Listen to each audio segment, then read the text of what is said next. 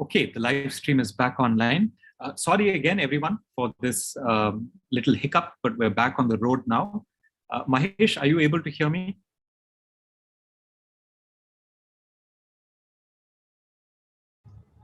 Yes, Kaushik, I can hear you.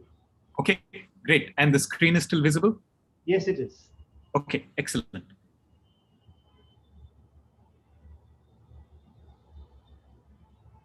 All right. So I'm sorry, I was in the middle of telling you about homogeneous regions. These are examples of homogeneous regions. I'm going to switch to another state, Karnataka, with another set of homogeneous regions to explain to you how households are selected into the survey. Now, the first step of this is we take every single homogeneous region, and from the 2011 census, we know the universe of all the villages in that homogeneous region. That comprises what we call the rural stratum. We also know the universe of all the towns in every single homogeneous region, which also comes from the census. That's the urban stratum. We then take the urban stratum and break it down or substratify it into 4 kinds of towns. Very large towns, which are the black stars. Those had populations of about 200,000 households in 2011 or more, or about approximately 1 million people or more. Large towns, which had populations of 60,000 to 200,000 households, medium towns, which had populations of 20 to 60,000 households, and then finally small towns, which had populations of less than 20,000 households or approximately less than 100,000 people as of 2011. Now, none of this is yet in terms of sampling. This is just the universe of villages and towns that we can choose from. And all of this comes from census. What happens next is what we do at CMI to create the sample that we finally survey households from. The first step is that we randomly select villages and towns from each homogeneous region. Now, it's really important to emphasize this point. The villages that we select, and we select a minimum of 30 villages for every single homogeneous region, are selected by simple random selection. Every village is as likely as another to be selected, and they're selected arbitrarily at random, not in terms of convenience, not in terms of ease of access or anything like that. We do the same thing for the towns. We randomly select a minimum of 1 very large town, 1 large town, 1 medium town, and 1 small town in every single homogeneous region.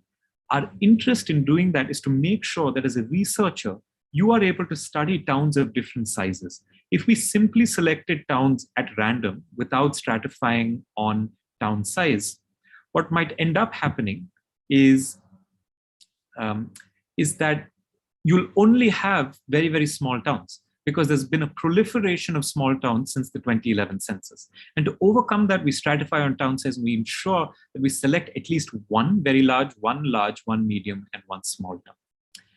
Okay. Once the towns are selected, we have to do extra work in the towns because towns are very large geographic units. As most of you know, towns are divided up into wards. The wards are divided up into something called census enumeration blocks.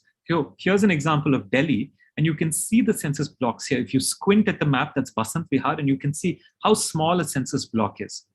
We have the mapping of every town in our sample down to its constituent census blocks. And we select, again, through simple random sampling, which means no cherry picking, which means not selecting only those parts of the city that are rich, those parts of the city that belong to a particular social group or religious group, etc. We select at random a minimum of 21 blocks. Now, again, this is a minimum. So even the smallest census town in our sample has 21 blocks that are chosen. By the time you're at a very large town like a Delhi or a Mumbai or a Bangalore or a Chennai or a Kolkata, etc., there are hundreds of blocks that are being chosen across the town. Each of these blocks is chosen at random. Okay, so villages are chosen at random, towns are chosen at random. Within towns, census blocks are chosen at random. So finally, within each selected village and each urban census block, we then select 16 households again at random. The difference here is that we don't select those households through simple random selection. We select them through what's called systematic random selection. Why? Because you can only do simple random selection when you know the universe that you're selecting from. So when you have the universe of all the villages, when you have the universe of all towns, you simply just choose at random. Once you're within a village, once you're within a census block, we don't have access at scale across India in a systematic and consistent way, information on every single household in each of our sample villages and each of the urban census blocks that participate in our survey. So what we do instead is we select households at that level inside a block or inside a village using systematic random sampling. Now, I'll give you an example of how we do systematic random sampling. In the case of villages, it's very similar in the case of towns.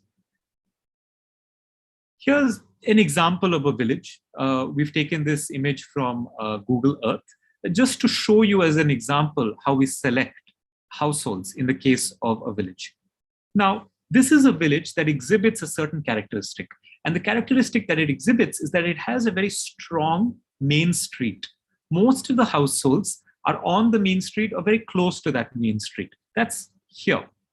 The first thing that we do is we randomly choose a number n between 5 and 15. It could be any number at random between 5 and 15. So on average, it's going to be average out to about 10. Then we enter the village from the main street, always necessarily from the east. If an entrance from the east is not available, then we try entering from the north or the west and then the south. Now, the reason we do it this way is to ensure that there's no arbitrariness in the field. There's consistency. The only way in which you can enter a village is always from the east, then from the north, then from the west, and then finally from the south. That consistency is what ensures that we follow a similar and exactly same process in every single village that we visit. Once we enter the village, in the case of a village that has a prominent main street, we choose this number n, which is randomly selected. We choose the nth household linearly down the street with each selection on opposite sides of the street. And we do not count non-household structures until 16 households are selected.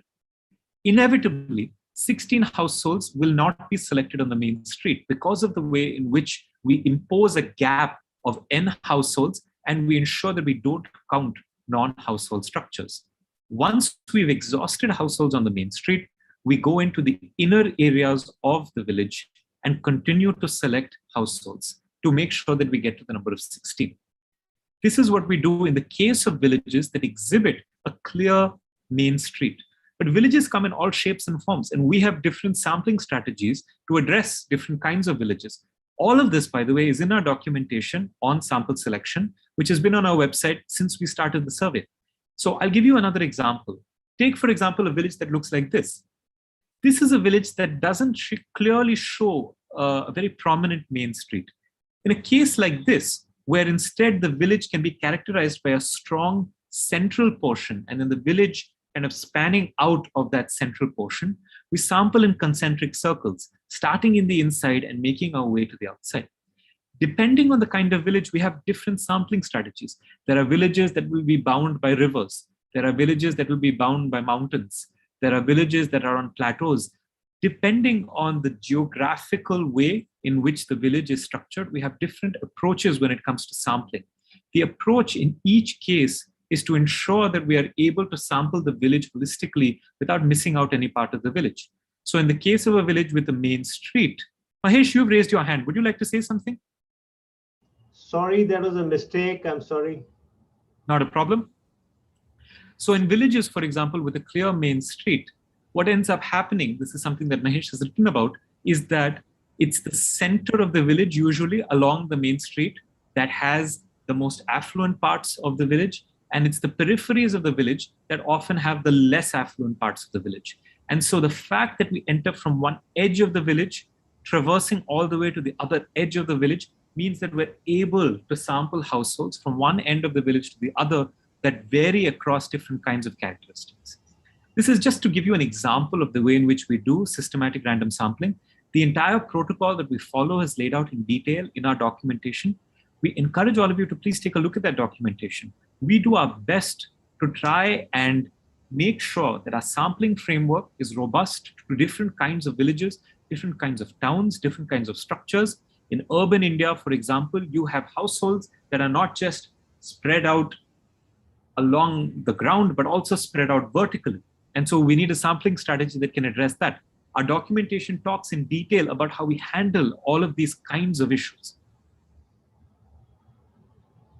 Within every single village that's been selected and every census block that's been selected, we select 16 households through the systematic random sampling process that I just described. That's how we end up at a total of 178,000 and currently 5 households across India. Now, these households really do span the length and breadth of India. What I mean by this is that we have households in every state and almost every single district that you can think of. We, based on Census 2011, we know that we are in the portions of India that correspond to 98.5% of India's population. There are some exceptions. We are not in the far northeast. So we are not, for example, in Manipur or in Nagaland or in other states in the far northeast. But we've made progress. We are now in Meghalaya, we're now in Sikkim, and we continue to make progress into the far northeast, though there are difficulties because you need permits, they share a border with China, etc. We are not in Ladakh because Ladakh is not accessible throughout the year. We're not in the islands, the Andaman and Nicobar Islands, the Lakshadweep Islands. We're not in one union territory on the mainland. That's the union territory of Dadra, Nagar Haveli, Daman and Diu. All of these regions put together accounted for 1.5% of India's population or less. We are in every other part of India. And we follow the sampling process that I just laid out in ensuring that we have a representative set of households across these regions. And by design, these households are representative in being able to create estimates at the level of the homogeneous region, at the level of the state, at the level of India as a whole, broken down by rural, broken down by urban, within urban, broken down by very large towns, medium towns, and small towns separately. And you can create all of these estimates using different weights that we include in the raw data for researchers. Now, the last thing I want to focus on today is to tell you a little bit about the data that we actually collect. Now that you know how we run the survey, how long the survey has been run, etc., I want to spend some time telling you about the indicators that are actually present in the data. Every time we visit a household, we ask every single question again. We don't assume anything, and we always make sure that we update information based on the most up-to-date information that the household can provide us.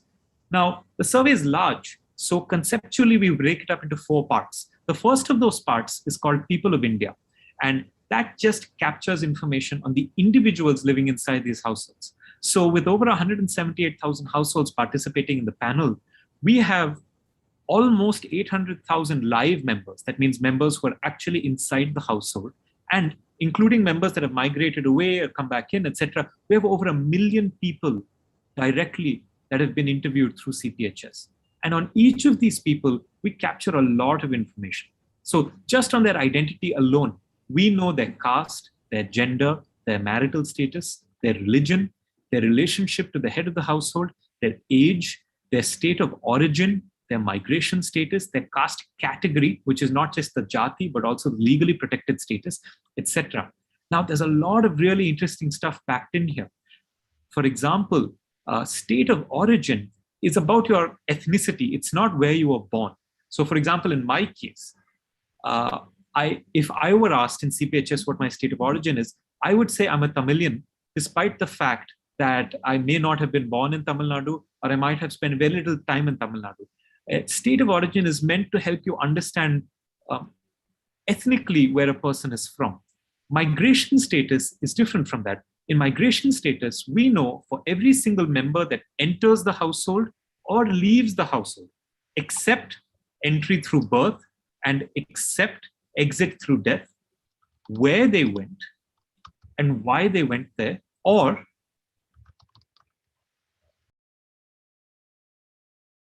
where they came from and why they came from there. So for example, for every migrant that enters the household, we ask them, where did you come from? And we capture state, district, and rural or urban part of that state or district, and the reason for their migration into the household. For every person that leaves the household, we ask, where did this person go and why did they go there? And then for everybody that continues to reside inside the household, we ask about their intentions to migrate. Do you plan to migrate anytime soon? If so, when, why, and where? All of this information is captured for every single member inside the household. Then In terms of education, we know for every person inside the household, their self-assessed literacy status and their maximum educational qualifications. And depending on those educational qualifications, we also know their discipline of study, which is really rich information. And keep in mind, this is a panel. So you see people's literacy status changing over time.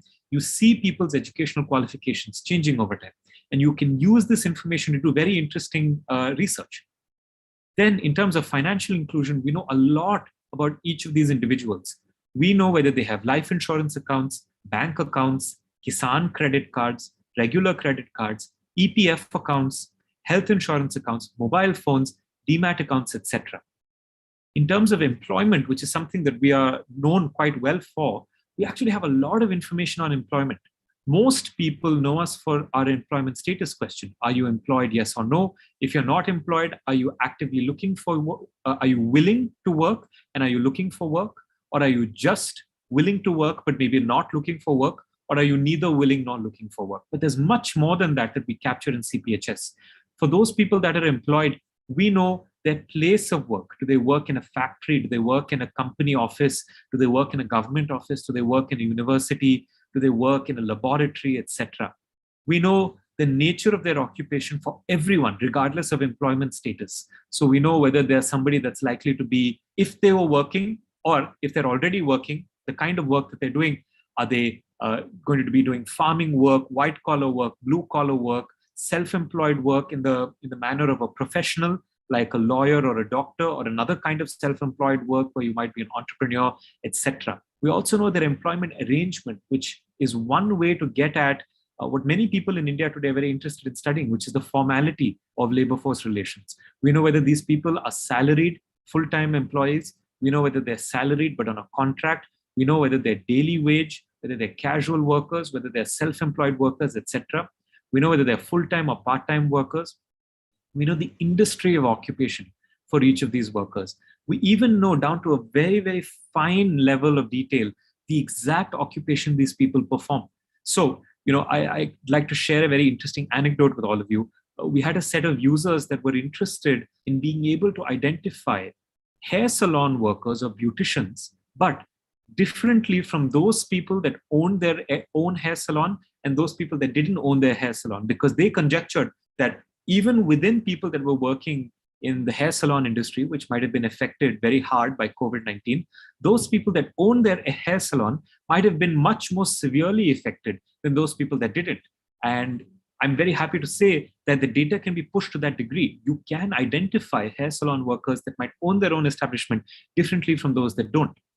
There are other indicators in here that researchers have yet to really start to use and write papers on. For example, not only do we know employment status, we know how long that person has enjoyed that employment status.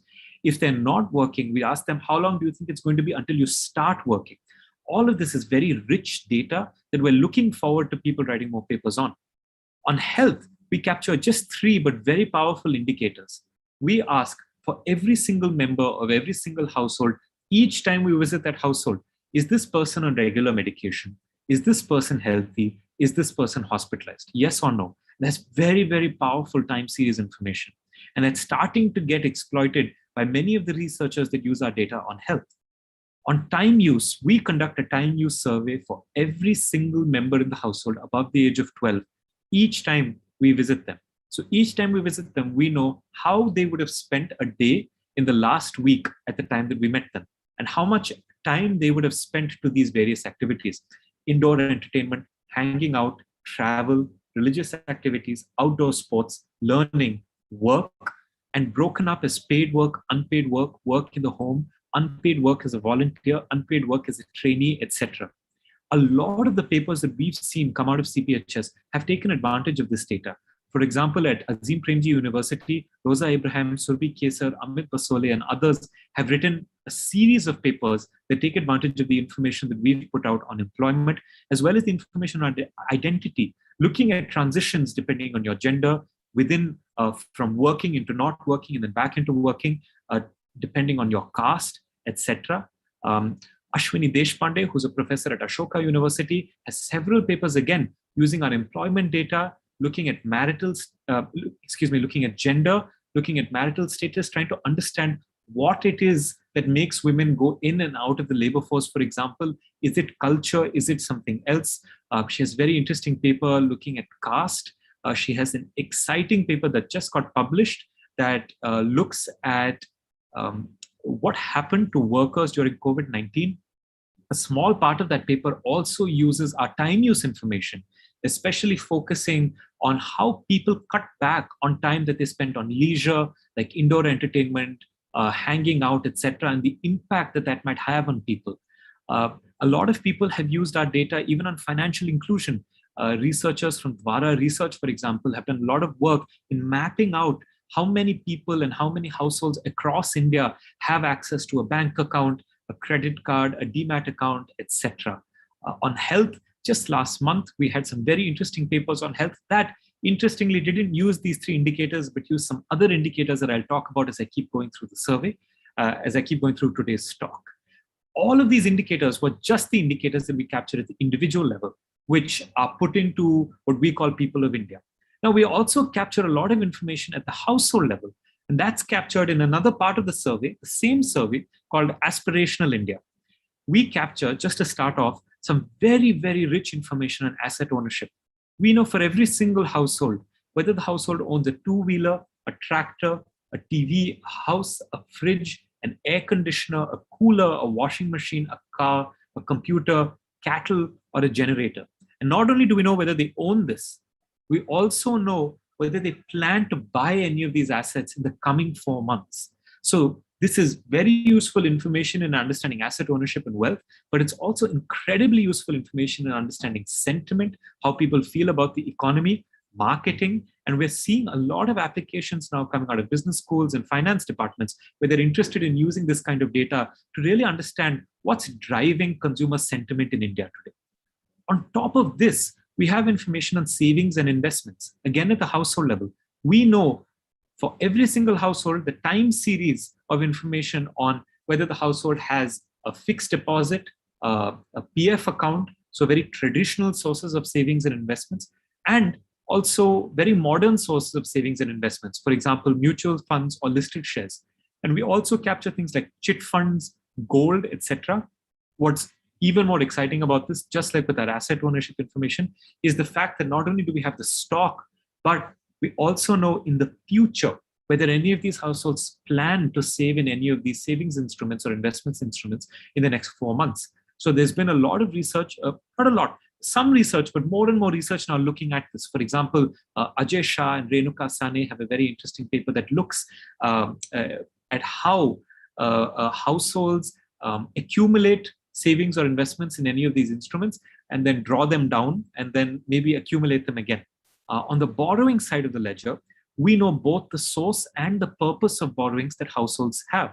So we know both formal sources like banks, NBFCs, microfinance institutions, but also incredibly informal sources like money lenders, borrowings from shopkeepers, borrowing from employers, borrowing from families and friends. So we know whether a household has a borrowing from any of these sources. And for each of these borrowings, we know the purpose of that borrowing. Again, when we capture this information at the household level, we make sure to tell the household, tell us what you're really using this for, not the legal reason that you might have. So for example, the household will tell us that they have a bank loan, but they might, and maybe it was originally for a housing expense, but they might be using it for something completely different. But for every kind of loan, whether it's a shop loan, you know whether it's for a consumption expenditure, whether it's a family loan, you'll know whether it's for a business expenditure, etc. So this data, again, is incredibly rich. We're starting to see this data getting used, and we're really excited to see more applications, especially in household finance and financial inclusion, using this information. We also capture very rich information on household amenities. We know the type of roof that the household has, the type of wall that the household has, whether the household has access to running water and electricity, but not just yes or no. In the case of electricity, we know how many days of electricity the household actually gets every single week. In the case of running water, we know the number of hours in a single day that the household gets access to water. This data is really rich. It's now starting to get exploited. Just a few months ago, we had an excellent paper that was presented where researchers used the electricity data to try and understand what are the political determinants of electrifying households across data. And it's a across India. It's a very interesting paper. They presented it at our webinar series, and you can go and view this particular talk if you'd like by going to our website and clicking on webinars. On top of that, we have information on whether there's a toilet on the premises of the household, as well as the amount of time that a household might take to travel a distance of 10 kilometers. This is a really interesting indicator. It's a single shot indicator that we ask because we want to get a sense of the kind of civic amenities the household possesses. This is a reflection of the quality of roads, the quality of public transport, etc. And it's a really interesting indicator to look at. Finally, we have some really rich information on consumer sentiment. We have 5 questions in total on 3 areas. One is on family finances. So we ask, what are your family finances like today compared to a year ago? And what do you think your family finances will be like a year from today? I had talked about this briefly in a webinar that I conducted almost 1 year ago when the pandemic had first hit, to demonstrate what a big dip there was in sentiment along these lines. These days, Mahesh writes a column in Business Standard as well as a regular series in our other service called Economic Outlook, where every other week Mahesh is writing on consumer sentiment. We have 2 other questions on financial and business cycle conditions in India. We ask households, what do you think about India's financial and business cycle conditions next year, as well as over the next 5 years? 2, one short range indicator, one very long range indicator, again, to measure household sentiment and their confidence in India's economy. Then finally, we ask one incredibly important question, which is simply, is right now a good time to buy durables? All of this data is collected on top of the data that I'd already shown you at the individual level. So all this data exists in parallel with the data that was captured at the individual level. Now, finally, we have 2 more parts of data. One is on the income side of what's happening to households across India. We capture monthly member level income. So even though we do the survey once every 4 months, each time we visit the household, we ask them to report at the member level for every single earning member monthly income. So you have a very, very rich monthly time series, which is over 90 months long now in the case of some members and some households, of income coming into these households. And we break down that income into wage income, interest income, dividend income, and pension income separately. So somebody wanted to study the way in which wage income moves and not look at other parts of income. It's possible to do that using the micro data that we make available. Now, when you're looking at this slide, you might look at this slide and you say, well, that's not all the sources of income. And you're absolutely right. There are other sources of income that make sense for us to capture at the household level and not at the member level. For example, business profit income. When households run a small enterprise, when they're engaged in agriculture, for example, it's very hard, if Mahesh and I were living in the same household and we ran an enterprise, to say this is Mahesh's income and this is Kaushik's income. That income is captured as business profit income and is captured at the level of the household, but still captured monthly. Now, if this is a very large and formal enterprise where the enterprise also pays Mahesh and I both a wage, there'll be a wage component at the monthly member level, as well as a business profit component, which is earned by the household enterprise at the household level. On top of that, we capture information on government transfers at the household level. We capture information on private transfers at the household level. So we know now that there are some researchers looking at this data, going to write some very interesting papers on looking at remittances and how that channel may have dried up during COVID-19, may come back to life in some parts of the country. We have information also on income coming from rent, so productive assets like rent, the sale of assets, information coming in from lotteries and gambling, and of course, simply just the summation of all of the member income. The point is that this income is not just collected at the member level, but it's broken down and disaggregated into sources. So for people that are interested in studying, say, the way in which government transfers may have moved or changed, you can do that using the data that's available in CPHS.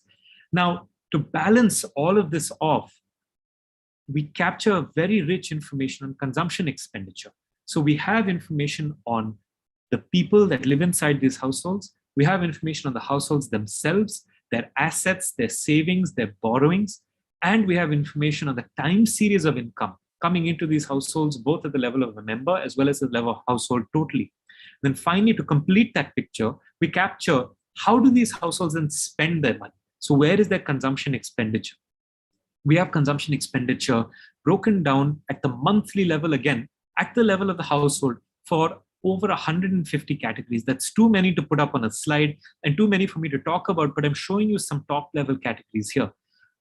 Very interestingly, we have household spend on EMIs, we have household spend on health, we have household spend on intoxicants. This is really interesting. We know some researchers in a bunch of different institutions, in fact, that are interested in studying the bans that happen in some states and other states at different points in time in terms of being able to access intoxicants like alcohol or maybe tobacco and see whether there are changes in the household's consumption expenditure on these categories. We have information on food that's being used extensively to study the impact of COVID-19. In fact, just this month, next week, we're going to have researchers from the Tata Cornell Institute present their findings on nutrition, both in terms of whether households can afford a nutritious diet, as well as gendered impacts in terms of how different households are able to spend differently and the impacts that might have in terms of nutrition along gender lines. That's going to be a really exciting seminar. We invite all of you to attend it. Again, if you'd like to know more about the seminar, if you'd like to sign up for the seminar, the details are available on our website, consumerpyramidsdx.cmi.com. Just click on webinars, and it's going to be the very first webinar that you see. We have information on expenses on education, on power and fuel, on restaurants, on transport, clothing and footwear, etc. Each of these categories breaks down fairly significantly. And I'll give you an example in just a second. But before I do, I want to point out that we try to do as much as we can to ensure that we don't, that households don't suffer from recall bias. So for approximately 1 in every 5 of these categories, we also capture, along with the monthly household consumption time series, a weekly snapshot of their consumption. So for example, biscuits, chips, maybe fruits or vegetables, tobacco, things that you're likely to buy at a very, very high frequency. We ask the household to also report to us their weekly consumption expenditure. And in the raw micro data, we provide to researchers, like many of you in the audience, the absolutely raw reported consumption expenditure spends by these households, then adjusted consumption expenditure spends where we adjust these numbers to account for any recall bias that may have taken place using the weekly data that we capture. We also make the weekly data available. So if you as a researcher want to make a completely different adjustment for recall bias, the weekly data is available for you to then use to try and come up with a different adjusted series. But all of this information is available in the microdata. To give you an example of how deep the data goes, here's one example of just our health expenditure. Our health expenditure is broken down into expenditure on hospitalization, separately from expenditure on doctors and physical therapists, on testing, on medication, on health supplements, on health insurance, etc. So there's really a very, very deep breakdown of this information, and there's a lot that can be done in using the consumption expenditure information. We're increasingly seeing more papers that are looking at consumption expenditure as well as income, studying that time series and seeing what happens to households and how resilient they are to different kinds of shocks. For example, Manavi Gupta and Avinash Kishore from IFPRI have a very interesting paper that they presented at a seminar some months ago, trying to ask the question, when a household experiences a job loss, which you can measure because you have information on employment from people of India, what happens to their income? And more importantly, when their income falls, which is what you might expect, what happens to their consumption expenditure? Where do they cut back on consumption expenditure? And they have very interesting findings showing that households are likely to cut back on very critical areas of consumption expenditure like health and like education, among other things. And again, if you're interested, I encourage you to go look at the paper. Details are available on our website. You can also just Google it and find it. There are more recent papers. For example, Anup Malani, Bartek Voda, and Arpit Gupta have a very interesting paper looking at COVID-19 and the shock that COVID-19 caused to consumption expenditure spending, with a very different question in their minds, which is how much of the drop in consumption expenditure spending can be attributed to an income effect, that income has gone down, and how much of it can be attributed to the fact that prices, relative prices have changed. And so households are re-optimizing how they spend their money across these categories. They also look at, very interestingly, different kind of coping mechanisms that households employ, whether households are able to switch jobs take on maybe different kinds of jobs, maybe more informal jobs to make it through the pandemic. And they find that households do a lot of work to try and ensure that their food consumption expenditure doesn't fall dramatically, because that's so critical. But they cut back on other areas of consumption, for example, clothing and footwear, etc. Again, all of these papers, links to them, information on them is available on our website. And I think many of them are still working papers or published papers that you can probably find online. We are really delighted to see this kind of work coming out of CPHS. We're delighted to see researchers pushing the envelope of what's possible with CPHS. Just last month, we saw very novel uses of our data on death to try and estimate the likely impact of the COVID-19 pandemic in terms of all-cause mortality in India. They're very, very interesting findings. Of course, in the case of using our death data, the authors themselves, and we've spoken with both sets of authors in great detail, acknowledge that there are limitations of what can be done with CPHS. We at CPHS, at CMI, are very cognizant of those limitations. We try to guide our users. We're in a constant communication with most of the people that are using our data. And we're really happy with the community that we're creating around the data. And we're really delighted to see the kinds of research applications coming out of the data. Just 10 days ago was the most recent paper, which was a paper on financial inclusion, looking at how when there are changes to the public infrastructure, for example, better roads, etc., does that change the way households get access to better banking facilities, whether they invest more money, etc.? So we are really, really amazed at the kinds of papers coming out using the data. And we're really excited to see the papers coming out over the next few months. If you stick around for a few more minutes, I'm going to show you our events calendar for the next couple of months. They're really exciting papers. We hope you can make it for all of them. In a nutshell, this is everything that we capture in the survey. We are delighted to answer more questions if you have them. This, in a nutshell, is what CPHS is. 22 waves of data collection, the 23rd wave going on as we speak. Over 178,000 households that participate in the survey, covering the part of India that contributes to 98.5% of India's population, asking over 600 questions to these households each time we visit these households every single year. Every year, year on year. Almost 50 papers now written using our data, more and more papers being written every single week almost. You might be interested, how can you get more involved with CPHS? Well, we have a Twitter account. Please feel free to follow us. We'll be delighted. We are _CPHS on Twitter. Every single presentation that's been made, either by Mahesh and I, or by other researchers presenting at the seminar, is available on our YouTube account. Our YouTube account is CMI India. There are 2 playlists up there. One playlist has every single research seminar that's ever been done. The other one has every How We Do It talk, a talk like this that we've ever given. Our website is consumerpyramidsdx.cmi.com. Let me quickly tell you about the events and the webinars that we have planned over the coming months. Just next week, we're going to have Prabhu Pingali, Soumya Gupta, and Andali Rahman from the Tata Cornell Institute and Vidya Vemireddy from IIM Ahmedabad talk about 2 excellent papers that they have published recently on nutrition, on using our consumption expenditure data. The discussant for the paper is Professor Mahindra Dev, who is the director of the Indira Gandhi Institute for Development Research and an incredible academic in the field of agriculture and nutrition.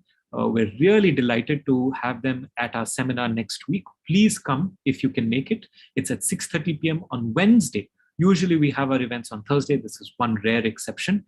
In September, we have 2 events. One is by us. It's going to be called Stories from Wave 23. We are in the middle of Wave 23 right now. We're going to complete the wave on the 31st of August. And we're going to make sure that the data is available to our researchers as early as the 1st of September, the very next day. And at the time when the data is made available to researchers, it will also be made available to us internally at CMI. So we are going to put together some interesting stories, both in terms of survey execution, but also what we are seeing happening across India that we are going to present. Please come to that. It's going to be very interesting. We also have Kunal Mangal presenting his work, very, very interesting work on the demand for government jobs in India and what he can tell us about that using CPHS. Kunal was a PhD student at the Harvard Kennedy School. He's now a postdoc working at Azim Premji University. We're really excited to have Kunal presenting in September. In October, We are going to start a big new push on our documentation. In October, I'm sorry, there's a small typo on the slide. I'm going to present, along with Mahesh, our documentation on gender and age in CPHS and how it's changed.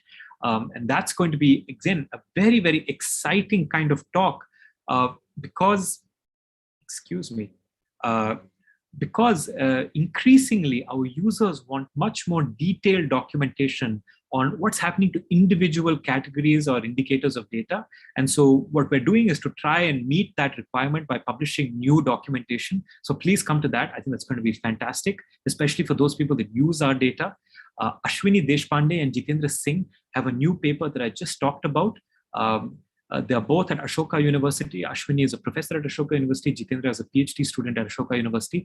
This is looking at women in the labor force in India and trying from a very new perspective to look at how much of this is due to culture or families as opposed to something about the demand side for labor and whether there's enough demand for women working in India. That paper is already out. It's a working paper that's available on Ashoka University's website. And it's also got a lot of press attention just in the last few days. So I encourage all of you to take a look at that. October was also the month last year when we first started the CPHS Research Seminar Series. And so we're delighted because Ashwini Deshpande was the very first speaker that we had a year ago. We're going to be delighted to welcome Ashwini to come back to the CPHS Research Seminar with Jitendra in October. In November is going to be even more documentation that's going to be released. So I apologize, that's the little typo there. That's going to be on migration as well as state of origin. And so we'll be presenting that. Along with that, Indradeep Ghosh, Vinay Subramanian, Rakesh Nigam, and Rohit Krishna, who are all affiliated to Dwara Research, are going to be presenting some very interesting findings on household finance and its link to the macro economy. So please feel free to come to all of these webinars. Details on these webinars will be put up very, very soon. If you want to know more about how the survey works, there are two things you can do. One is you can go to our YouTube channel. Not all, but many of the documents that you see listed on the right-hand side have an accompanying video, including a live question and answer session at the end. You can also read the documentation. We have detailed documentation on survey design, sampling, sample survival, response rates, attrition, weights, the member roster, etc. All of this is available on our website free of charge. You don't need to be a subscriber to the data. You don't need to pay for any of this. You just need a CMI username and password, which is free of cost. And you can download all of this documentation. If you have any questions, we are always available to answer them. You'll see our email addresses on the very last slide of today's talk. It's 7:30. I'm nearly done. On top of our documentation, I want to tell you a little bit about our data. Even if you're not a user of our data or a subscriber of our data, sample data is available. If you want to understand how the data is structured, anybody can download that. It's free of cost. If you are a subscriber to our data, you can access the record level data that comes out of CPHS, the entire time series from the 1st of January 2014 until, by September 1st until the end of August of this year. All of it is available at the unit level. There are consistent identifiers for households and members. That means across time, you can track individuals, you can track households across different parts of the survey. There are appropriate weights depending on the kind of research that you want to do, depending on the kind of estimation procedure you want to run. You can access the entire database, everything that I showed you over 6 different sets of files that are available on our website. The data from CPHS is also aggregated into other services that we run at CMIE. For example, there's information on sentiments as well as employment, on economic outlook, which is a service that we run. It's also there at the state level. In states of India, we have a public, freely available resource on employment called unemploymentinIndia.cmi.com that has monthly and weekly information on what's happening to unemployment across India. You can even see it by state. You can even see it by rural, urban, broken down by state. It's an amazing resource. It's available for free, and we encourage all of you to please go check it out. On top of this, we also do partnerships, and we're really delighted about the partnerships that we're doing. So we work with anybody, including some of the people in this audience, I'm sure, to add questions that they are interested on top of CPHS. And this runs on top of the CPHS machinery, which means that the people that work with us get access to the entire sample, the speed at which we collect this data, and all of the quality assurance processes that go into making sure this data is high quality. And finally, the data that we give to our partners has the same household IDs and the same member IDs, so they can link that back into not just the data that was collected for the same households and members this wave, but even the data that was collected in previous waves. And it's turned out to be a very valuable exercise. Some of the partnerships include 10 rounds of surveys that we did with the Lok Foundation. We did a survey in partnership with the National Skill Development Corporation on estimating the skill stock in India. We partnered with Dalberg for the State of Aadhaar report. We partnered with Dwara Research on a survey on access to cash and coping mechanisms in COVID-19. There's a one paper that's out so far, Kumar and Kumar 2021, which I believe was an appendix to the State of Working report that came out from the Azim Premji University, which happened just in 2021 as well. We also capture information on, we partner in partnership with the World Bank. We've run a supplementary module. Some information on that is already available in a working paper that's been released by Shreyana Bhattacharya and Sutheet Sinha Roy. We've got other surveys that we are doing. These are ones that we can talk about because something is available publicly. We've done a lot of work on health. We are very, very interested in understanding the health of Indians across India. Some of that information is already known. For example, we did a partnered survey with Anup Malani, Manoj Mohanan, and Anu Acharya, along with IDFC Institute and the government of Karnataka on assessing seroprevalence in Karnataka, which got published in JAMA. There's a lot more that we're very keen to talk about, but I won't go on too much because I'm already 5 minutes beyond time. But if any of you are interested in doing partnered surveys with us, please let us know. We'll be happy to talk with you more. There are many, many ways you can get involved with us. I hope that this has helped in answering some of the questions that you might have. I hope this has given you some introduction to what we do in CPHS. Please feel free to come to all of our events. They're all public, they're all free. And please continue to ask us questions. I saw lots of questions in the Q&A box. Thank you. Again, my name is Kaushik Krishnan. My email address is kkrishnan@cmi.com. That's going to stay on the screen. So in case you'd like to reach out to me, feel free to send us an email. I'm joined again today by Mahesh Vyas. Mahesh is the MD and CEO of CMI. Mahesh is the person that invented CPHS. And so he knows CPHS better than anybody else, which is why his job right now is answering questions as they show up in the Q&A box. Mahesh has answered lots of questions.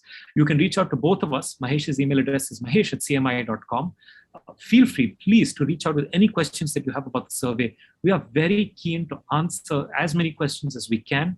We're keen to grow using user feedback. And we're keen to really become a source that can be trusted when it comes to data on households in India. So thank you again very much for sticking around until the end. Mahesh, you've been patiently answering lots of questions. I see over 20 questions that have been asked. Would you like to just turn on your camera and your microphone, come on for a second now, and talk about any of the big themes that have been emerging in the Q&A and anything that you'd like to talk about for a couple of minutes, please? Kaushik, you have stopped my video. I'm sorry about that. I think some of the settings changed when there was that little blip. Give me 1 second.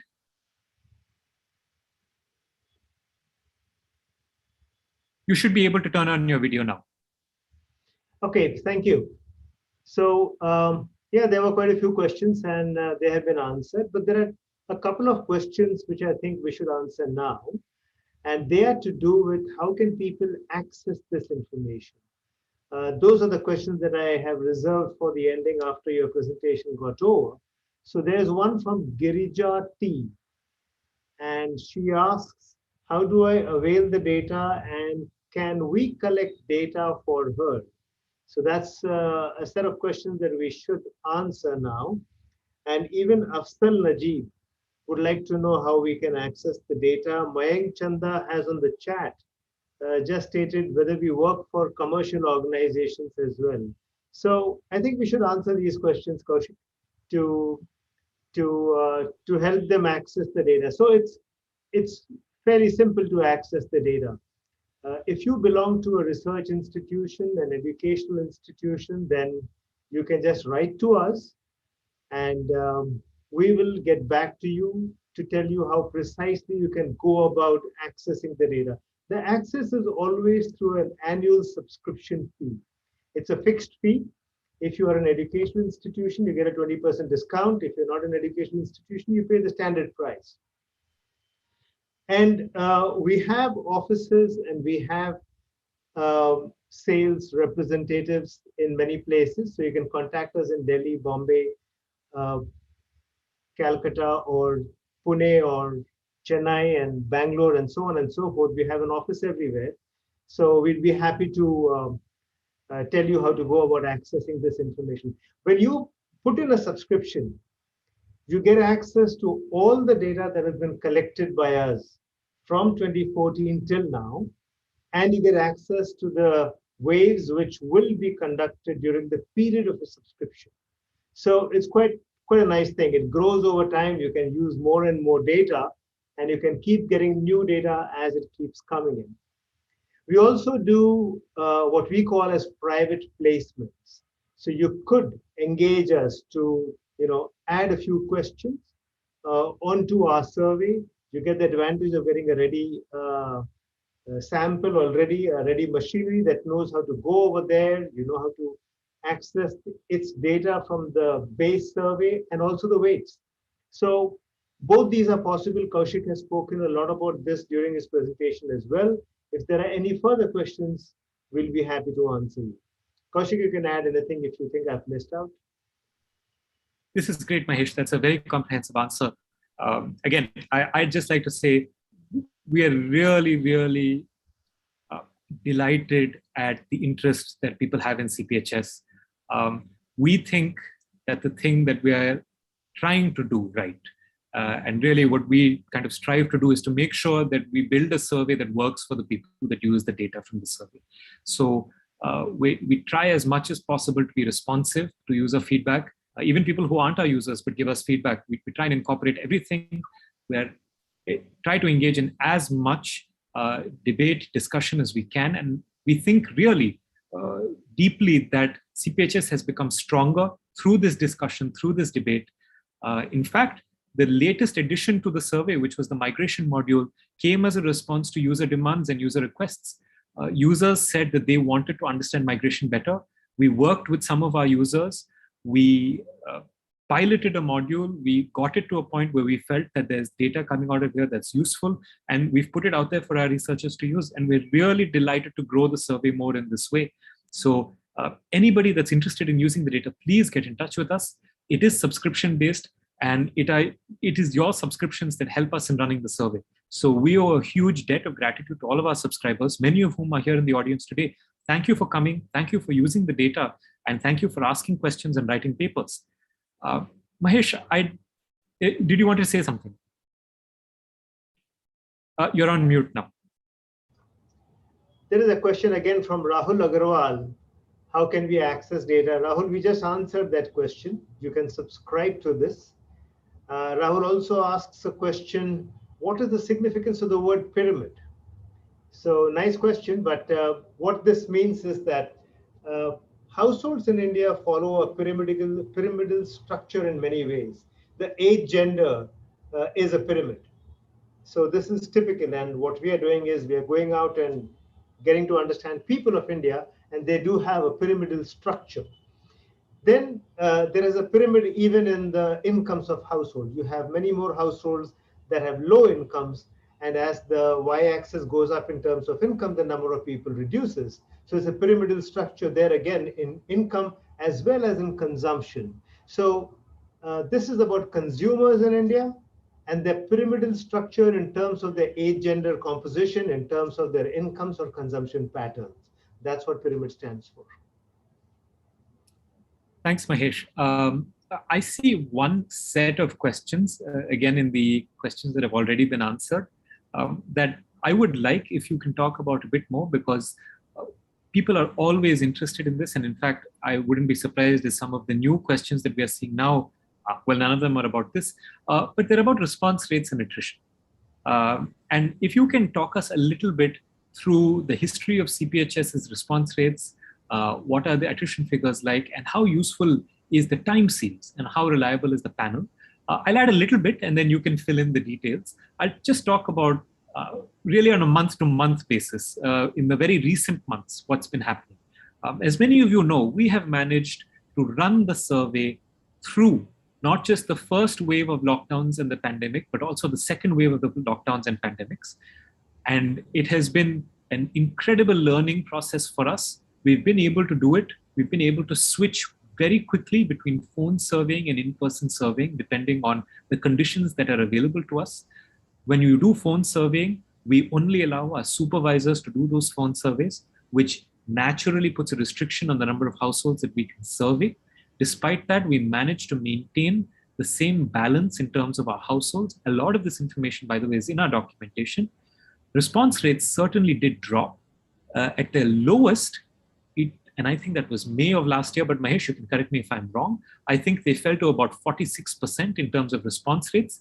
They started to rise quite significantly after that as we were able to resume in-person operations, and we got better at even doing phone surveys. We got close to our historical average of 80 to 85% just before the second wave of lockdowns and the pandemic hit us in April. We suffered in response rates again starting in May, and we've started the work again of building back up. And we ended last month in July at 76%, so in shooting distance of 80%, with 96% of our interviews happening in person. We are really looking forward to a strong close of wave 23. We're hoping to be back in the 80s very soon. And that's a quick introduction to where we are right now. By the way, all of this information is available again on the website. So if you go to consumerpyramidsdx.com and you click on how we do it, scroll all the way to the bottom, there's a button called response rates. And that will give you tables monthly, by wave, by state, by urban, by rural, about the sample, response rates, the kind of responses that we get, whether these are rich households, poor households, well-educated households, less well-educated households, households broken down by occupation groups, the reasons for the non-response. Everything is transparently available for free. Again, you don't have to be a paying subscriber to the data. And our intention in doing this is to be as transparent as we can in how we conduct the survey. Please look at that. Please ask us questions. We are always trying to improve, and we really value your feedback. Mahesh, anything else that you would like to add in terms of historically our response rates and attrition would be great. No, I think you answered that reasonably comprehensively. We'd like to answer Anand Rao's question. He would like to know if it is possible to see the responses to all questions asked by others. The answer to that is yes. We will make this available on the website, and you will be able to see the questions asked by others and answered by us over there as well. So that shouldn't be a problem. Ridwan would like to know whether we have data for all the 600 indicators from the starting date. Well, I think almost all. We may have added, maybe less than half a dozen, maybe half a dozen questions on the way. But by and large, like we added the migration module a few waves ago. We added few questions on a few expense items a few waves ago. But I'd say, a fairly large number of them, certainly more than 575 of them, are there from the beginning. So that's the answer to Ridwan. Mahesh, just to add to that before you go to the anonymous question, two things that I think we should point out because many people might be interested. Our interest in labor markets began in 2016. And so our coverage in terms of labor starts in 2016. And if you're interested in our time use data, it's very rich.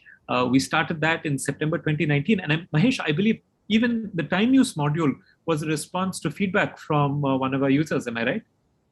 Yeah, so I think I'll reduce my number 575 down to 550 or so. But yes, time use came later on, and the labor module came later on, and also the consumer sentiments module came later on. These came from 2016. But a large part of the expenses is from the beginning, income is from the beginning, the member roster is from the beginning. A very large chunk is from the very beginning. There was a big addition in 2016 because of labor and consumer sentiments, and then a little more came in afterwards. Last question, Mahesh. There's a question on how do we get all this done? What's the team? What's the magic secret sauce behind the survey? Well, hard work, perseverance, um, being at it for a long time. So, it's very difficult to start this. It's very difficult to build that panel, and it's difficult to build a relationship with the households first. But slowly, that trust builds over time. We do not pay the households anything to give us a response. It's bad practice, because if we compensate them, then we will get only those households that are interested in the compensation. So it can break the reliability of the estimates, because it will only go to those people. It will only come from those people who are happy to get the compensation. So no payment, but hard work, good training of the people, good deployment of technology. So it's everything that you can throw into this to make it work is what we have done. Mahesh, on top of that, I think you're being a little modest. I'll just quickly talk a little bit about the actual team and some of the technology behind this. We have a team of, Mahesh, almost over 200 interviewers across the country. There are in stock 300 interviews. And on a given day, there are 200 at least in the field. And just to add to that, there's a layer of supervision. Almost 100 people whose only job is supervision at different points in the survey. There's supervision that's done by these humans. There's also supervision that's done through a huge set of system-based algorithmic checks that we perform. And all of this is possible because the entire survey is done electronically from day one. There's been no paper. All of this is collected electronically, is transmitted to the head office, is transmitted back to supervisors in real time. All the supervision happens in the same day, usually, as the data has been collected. We talked about this a little bit in our member roster talk just a few weeks ago. So if you're interested, it's an interesting talk. Please go ahead and take a listen. If not, our documentation talks about this in great detail.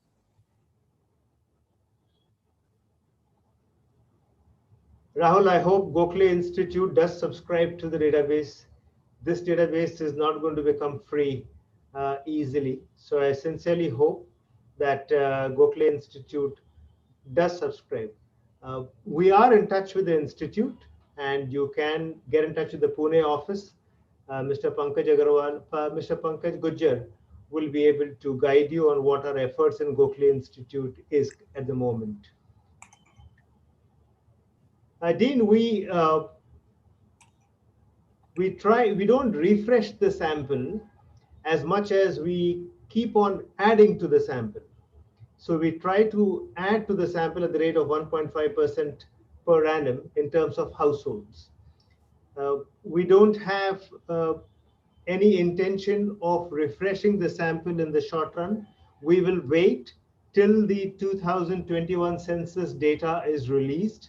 It has been delayed, but when that comes out, we will study the representativeness of our existing sample compared to the 2021 census, and then refresh the sample appropriately to make it as representative as possible, keeping in mind the 2021 results. Great, Mahesh. Thank you. You have been very patiently and diligently answering everybody's questions. We're almost at 8 p.m. India time. It looks like everybody's questions are answered. So I'd like to thank you again, Mahesh, for coming, for participating, for answering questions. We hope that those of you that are still here, found this useful, enjoyed this. We really look forward to more people using CPHS. We really look forward, even if you're not going to use CPHS, in seeing you at these events.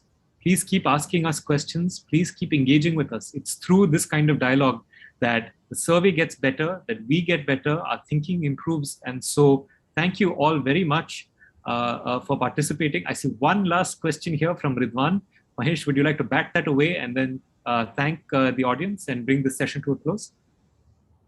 Data is released every month as well. So every month we release data on income and expenses. But this data is 4 months old, because it takes 4 months for us to get the income and expenses data for all the households. but this is released every month. Then at the end of every 4 months, we release the wave-wise data. So every 4 months, you get a monthly income and monthly expenses series, and you get a wave-wise data, which is all the data with respect to the members, their employment, unemployment status, so on and so forth.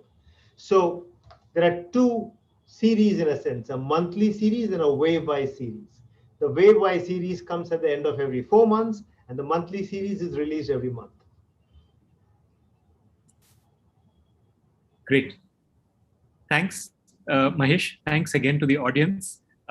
Please stay in touch, write us emails, come to our events, get access to our data, write papers, and we are delighted to see all of you whenever our next event is, which happens to be in less than 7 days. Next Wednesday, 6:30 p.m., researchers from the Tata Cornell Institute and IIM Ahmedabad will be presenting their findings. Please do join us. We look forward to seeing you at more events. Thank you all for coming, for staying until the end, for asking so many questions. Mahesh, thank you for participating. I'm going to bring the session to a close now.